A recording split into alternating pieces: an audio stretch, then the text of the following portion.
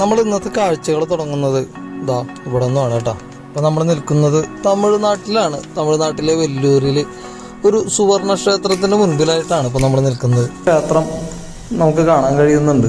ധാരാളം കൊത്തുപണികൾ കൊണ്ട് സമ്പന്നമായിട്ടുള്ള ഒരു ക്ഷേത്രം തന്നെയാണ് ആ കോട്ടയ്ക്ക് അകത്തുള്ളത്. തമിഴ്നാട്ടിൽ നമ്മൾ കണ്ടുവരുന്ന മറ്റു ക്ഷേത്ര നിർമ്മാണങ്ങൾക്ക് സമാനമായ ഒരു നിർമ്മാണ രീതി തന്നെയാണ് ഈ കോട്ടയ്ക്കുള്ളിലെ ഈ ക്ഷേത്രത്തിനും നമുക്ക് കാണാൻ കഴിയുന്നത്.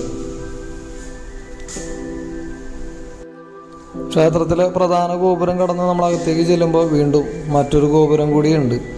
ആ ഗോപുരം കൂടി കടന്നു വേണം ക്ഷേത്രത്തിനകത്തെത്താനായിട്ട്. എന്തായിരുന്നാലും അവിടേക്ക് നമ്മൾ പോകുന്നില്ല. കോട്ടയുടെ കാഴ്ചകൾ കാണാനായിട്ട് നമ്മളിപ്പോൾ കോട്ട മതിലിന് മുകളിലായിട്ട് എത്തിയിട്ടുണ്ട്.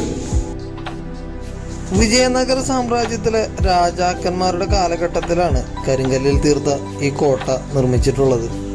കോട്ടയ്ക്ക് ചുറ്റിലും വലിയ കിടങ്ങുകൾ അവർ നിർമ്മിച്ചിട്ടുണ്ട്. കോട്ടയുടെ സുരക്ഷയെ മുൻനിർത്തിക്കൊണ്ട് ആദ്യകാലങ്ങളിൽ ഈ കിടങ്ങിനുള്ളിൽ മുദ്രകളെ വളർത്തിയിരുന്നു എന്നാണ് പറയപ്പെടുന്നത്.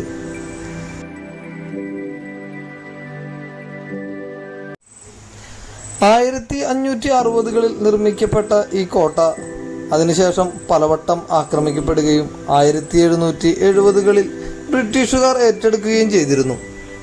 ഈ കാലയളവിൽ ടിപ്പു സുൽത്താൻ്റെ കുടുംബത്തെ ഈ കോട്ടയ്ക്കുള്ളിൽ ജയിലിൽ അടച്ചിരുന്നു എന്നാണ് നമുക്ക് അറിയാൻ കഴിയുന്നത്.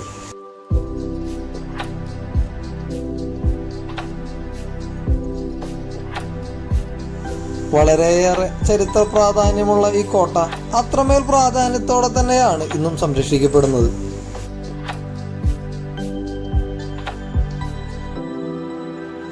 വെല്ലൂർ സുവർണ ക്ഷേത്രത്തിൻ്റെയും ഈ വെല്ലൂർ കോട്ടയുടെയും കാഴ്ചകൾ ഞങ്ങൾ ഇവിടെ വെച്ച് അവസാനിപ്പിക്കുകയാണ്.